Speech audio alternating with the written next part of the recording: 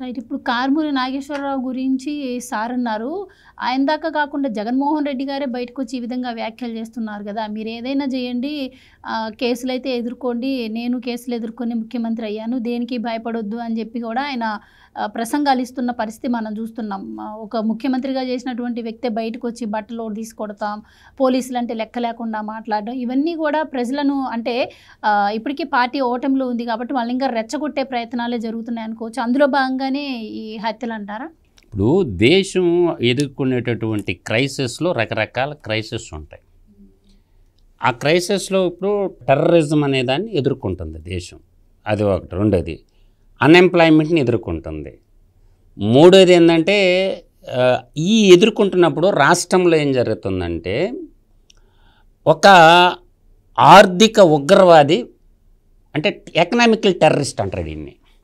ఇప్పుడు ఈ కలికాల జగనాసురుని ఏమంటారంటే అదంటే ఒక గోలితో పోద్ది, ఇది నిత్యం ఎకనామికల్ టెర్రరిస్ట్, ఈ ఎకనామికల్ టెర్రర్ బ్యాచ్ అంటారు అనమాట వీళ్ళని. వీళ్ళు ఏంటంటే నేషనల్ బ్యాంకుల్ని నాశనం చేస్తారు, తర్వాత ప్రజల భూముల్ని లాక్కుంటారు, అంటే ఎకనామికల్ టెర్రరిస్టులు అంటారనమాట. ఈ ఎకనామిక్ టెర్రరిస్ట్ గ్రూపు ఆంధ్రప్రదేశ్లో ఉంది. దానికి ఒక రాజకీయ పార్టీ పేరు పెట్టుకొని ఉన్నారు, దాని పేరే యెహోవా సోలోమెన్ రోమన్ కరప్షన్ పార్టీ. కాబట్టి దాన్ని బ్యాన్ చేయాలి ఎలక్షన్ కమిషన్. అప్పుడు ఈ ఎకనామికల్ టెర్రరిస్టులు రాజ్యాధికారం లేకపోయాలకే దోచుకోవటానికే మనుషులు చంపేస్తారంటున్నారు. అంటే ఓట్లు అయిపోతే మనుషులు చంపేస్తారు, పోటీ చేస్తానంటే మనుషులు చంపేస్తారు, అంటే ఎలక్షన్లో పోటీ చేయాలన్నా కూడా వాడి పర్మిషన్ కావాలి. అందువల్ల ఏంటంటే ఈ ఎకనామికల్ టెర్రరిస్ట్ బ్యాచ్లను కూడా ప్రభుత్వం ఉపేక్షించకూడదు. వాళ్ళ మీద ఏంటంటే ఖచ్చితంగా కఠినమైన నిర్ణయాలు తీసుకోవాలా. ఇమ్మీడియట్లుగా కారుమూరి నాగేశ్వరరావు మాట్లాడిన మాటలు ఈ టెర్రరిస్ట్ కోవలోకి వస్తాయి కాబట్టి ఆ టెర్రరిస్ట్ యాక్ట్ కింద పెట్టి అతన్ని అరెస్ట్ చేయాలి. ఎందుకు కూటమి ప్రభుత్వం ఉపేక్షిస్తుంది? ఇప్పుడు కారుమూరి నాగేశ్వరరావు పబ్లిక్గా నేను మనుషులను చంపేస్తాను అన్నప్పుడు, రెండోది నేను బట్టలు తీస్తా పోలీసు వాళ్ళకన్నా అంటే పోలీస్ ఆఫీసులు లేడీ ఎస్పీలు ఉంటారు, లేడీ కానిస్టేబుళ్ళు ఉంటారు, లేడీసు ఎస్ఐలు ఉంటారు, లేడీసు సిఐలు ఉంటారు, పోలీస్ వ్యవస్థలో కూడా లేడీస్ డిపార్ట్మెంట్ బట్టలు కూడా ఉడదీస్తానన్నప్పుడు ఇది కూడా ఒక రకమైనటువంటి ఆ కేసు కూడా నమోదు చేయొచ్చు. అందువల్ల ఏంటంటే ఒకవైపు ఉగ్రవాదం, మరోవైపు ఉన్మాదం. ఆంధ్రప్రదేశ్ రాష్ట్రంలో ఉన్మాదులు సంచరిస్తున్నారు. అందువల్ల ఏంటంటే ఈ ఉన్మాదుల పేచం కూడా ఇక్కడ ప్రభుత్వం అణిచేయాలి. అదేవిధంగా దేశ రక్షణ కోసం ఉగ్రవాదులు పేచం అణిచేయాలి.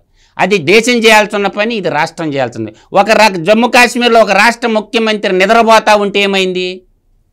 26 మంది బలి. కాళ్ళు పారాని ఆరకముందే ఒక అమ్మాయి 16వ తేదీ పెళ్ళైతే 22వ తేదీ భర్తను కోల్పోవడం జరిగింది. 16 లెఫ్టినెంట్ కర్నల్ అంట అబ్బాయి. ఇవాళ మన శ్రీకాకుళానికి సంబంధించిన ఒక్క రోడ్డు చచ్చిపోవడం జరిగింది.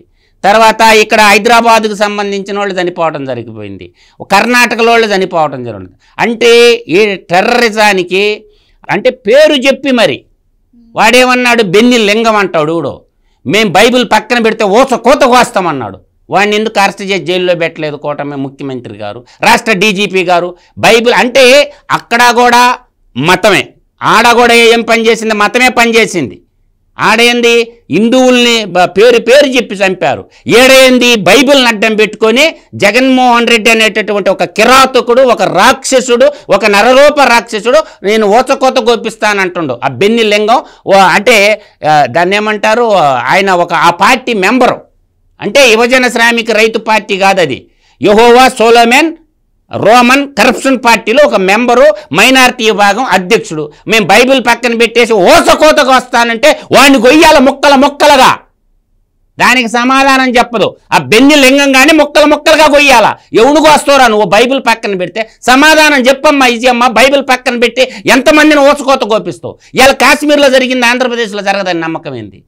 కాబట్టి జగన్మోహిని రెడ్డి అనేవాడిని మాత్రం వాడు ఎకనామికల్ టెర్రరిస్టు.